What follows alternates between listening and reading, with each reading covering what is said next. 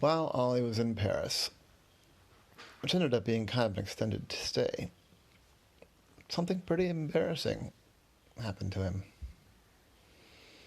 You see, the place that he was staying was an older apartment, very old, in fact, and it had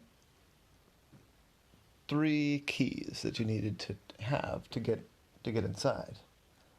There was the key that let you into the courtyard, the key that opened up the house, and the key that opened up Ollie's room. And it was on a keychain that said the address, because, it was a rental. It was somebody else's place that he was renting or being loaned in this case. And Ollie had a backpack that he was using when going around Paris. So he could bring a lunch, or if he, did some shopping, he could just put the shopping in his bag. And he got onto the subway one afternoon. Excuse me, and reached inside because he wanted to look at this kind of map that he had of Paris. And he did not hear the jingle of the keys as he expected to. So he started rustling around in the bag, and there wasn't that much in the bag. And indeed, the keys were gone. Oh no, I thought. Somebody pickpocketed me, or backpacked me. Someone snuck into me, must have. Someone must have snuck into my bag and grabbed my keys. And normally that wouldn't be all that useful because most people don't have their address on their keys, but these keys do have the address written right on there. This is terrible. So I'll immediately change course. Instead of going to the museum that he was planning on going to, he headed straight back to the apartment. Now, for most people, they would need the key to get through the gate. But Ollie being an octopus, he could get through the gate just fine. So he squeezed his way through. He looked, the gate was still locked. And that was a good sign. Then he went over to the house. Now the house was going to be harder. That was a regular door. Now it was locked, so that was still a good sign. Then I realized that it had a mail slot. He wasn't going to be able to get his backpack through. So he hid the backpack in a bush. It didn't have much of it in it at this point anyway. And he squeezed himself through the mail slot. Definitely not something that a human can pull off. Now in the house, there were 4 bedrooms, and then there was a kitchen and a living room. And Ollie was staying in the 1 bedroom on the top floor. So I made his way up the stairs and took a look at the door. And this was going to be harder. Because it wasn't a mail slot. It wasn't a gate. It was a regular door. And it was pretty well sealed.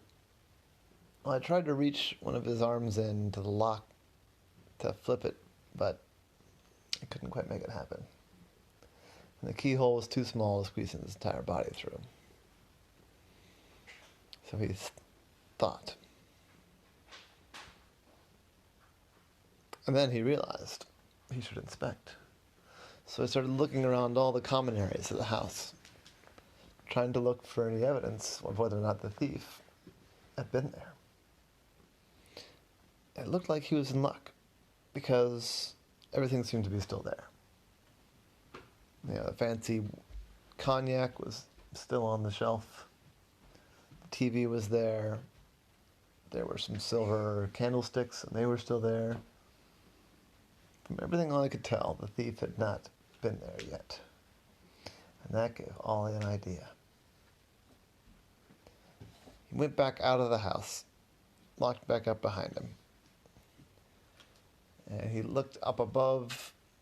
So I want you to imagine that the way this gate works is, imagine you're on the sidewalk, okay, and it's just like a regular neighborhood street, kind of like ours, but with the houses all the way up against the street, all the way up against the sidewalk.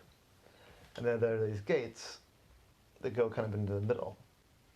So everybody kind of shares a yard in the middle of the block instead of on the front of the block like ours. Does that make sense? So you go through the gate, and then you go up into the courtyard, and everyone's doors are in the courtyard instead of being on the sidewalk.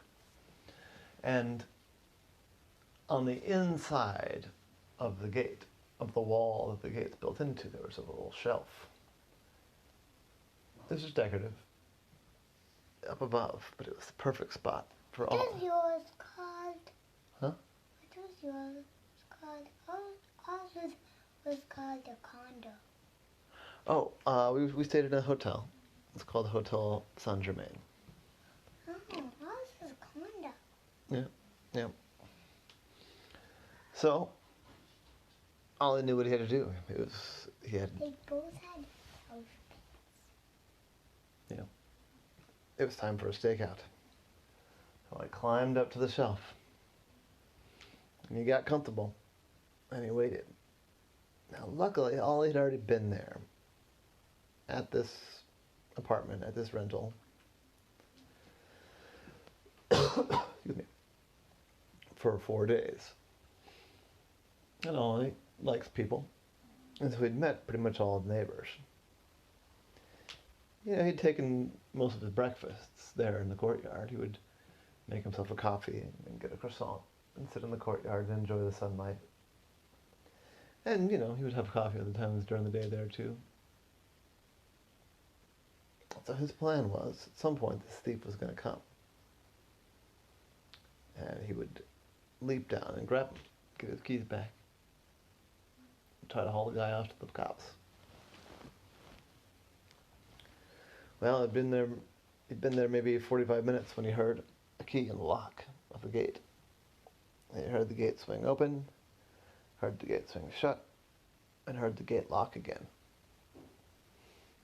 And then somebody emerged from the little, passageway.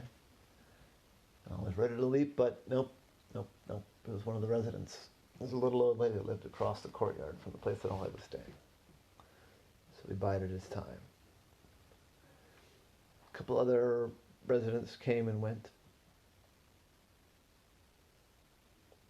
And I was just watching vigilantly. It was a little bit tricky because it was a different angle. He'd been mostly seeing these people, face to face, and now he was making sure he could identify them, looking down on them from above. But then he saw a young guy, a young, scrappy, hungry-looking guy. And he came into the courtyard, and I didn't recognize him at all.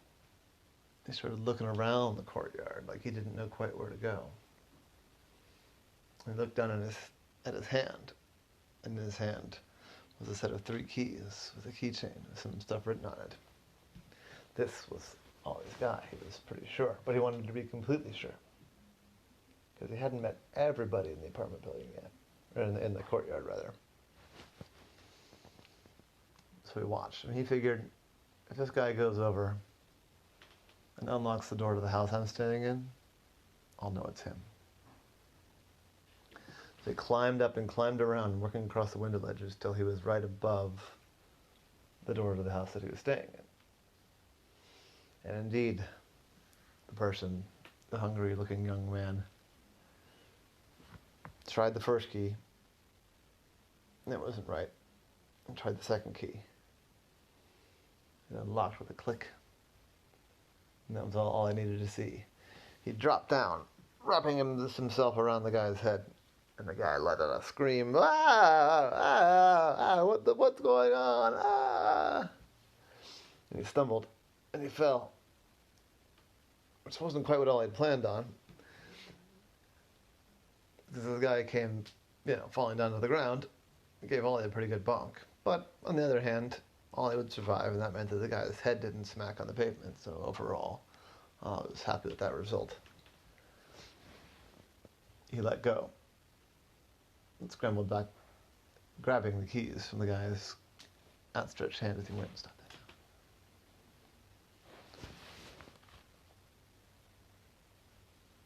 And the thief said, what was that? What was going on? What happened? What happened? What?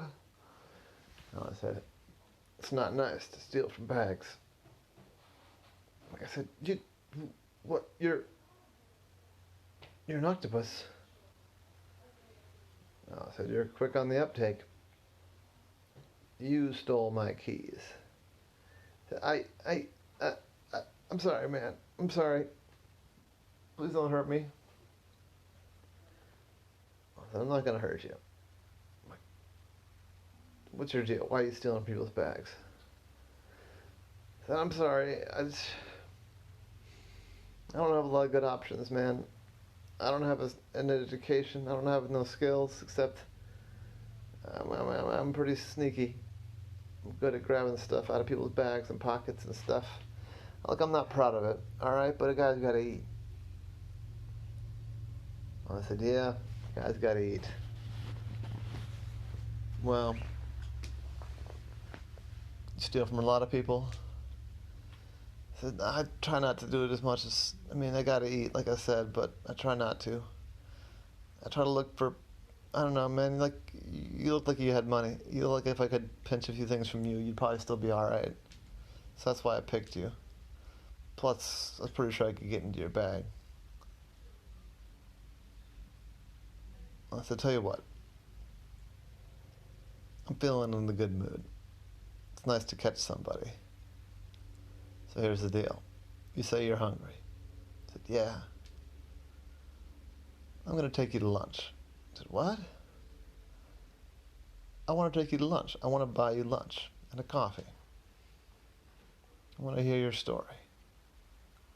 I said, why? I tried to rob you. Why aren't you just calling the police? I said, because sometimes, I don't know. Basically, I want to give you a chance. I want to give you a shot. And you were pretty darn sneaky. Not a lot of people can pickpocket from me. I'm a private eye. I'm an octopus. So, I'm curious to get to know you. What's your name? I said, it's Terry. It's not spelled like an American Terry, but it's pronounced pretty much like Terry. I said, but you're French. I said, yeah. Your accent's really good. Oh, thanks. Languages are kind of my thing.